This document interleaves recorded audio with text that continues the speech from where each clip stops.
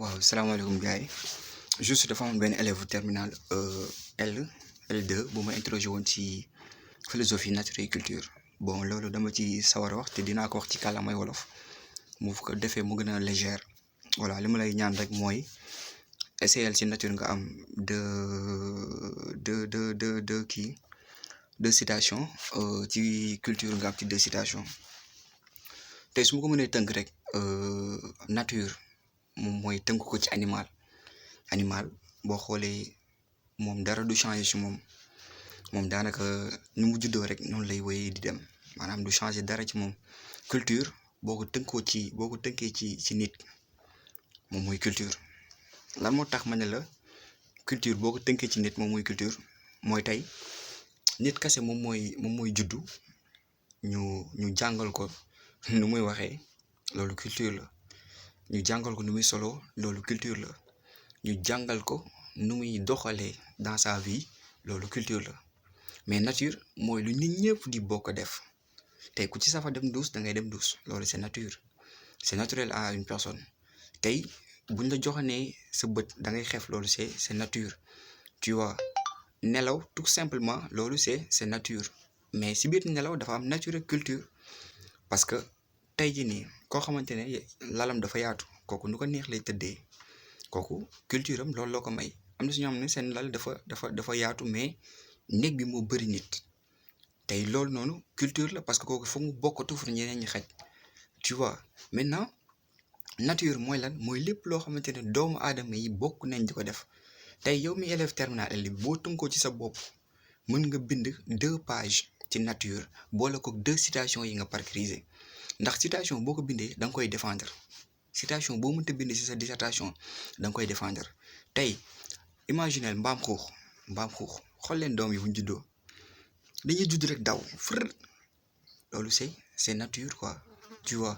loolu dañ koy fekk ci mbaam yëpp. tey boo xoolee xar doom bi day judd kenn du ko ne fi nga war a nampé kenn du ko wane ne fi ngay namp loolu c'est nature.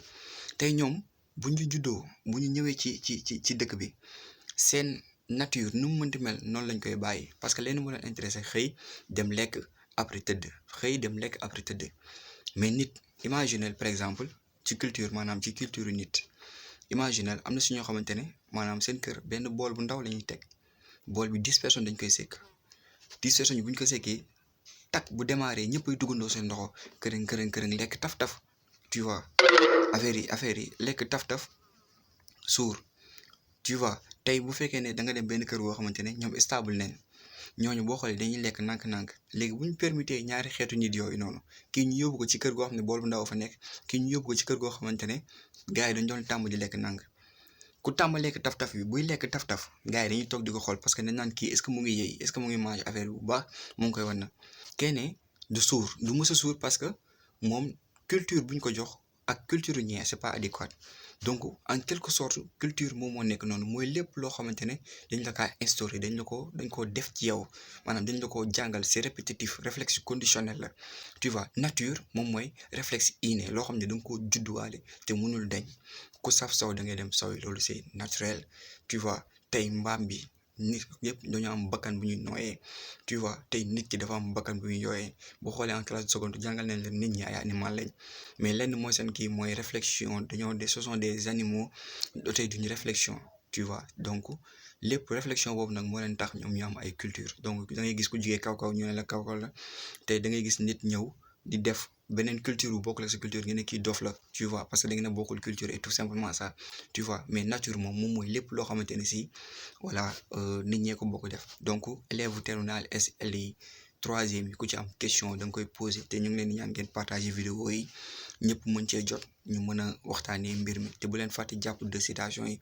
ci bu ci nekk pour mu mën leen a dimbali au moins 2.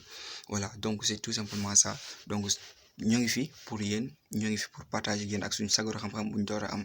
waa kay jërëjëf ñu ngi leen di remercier.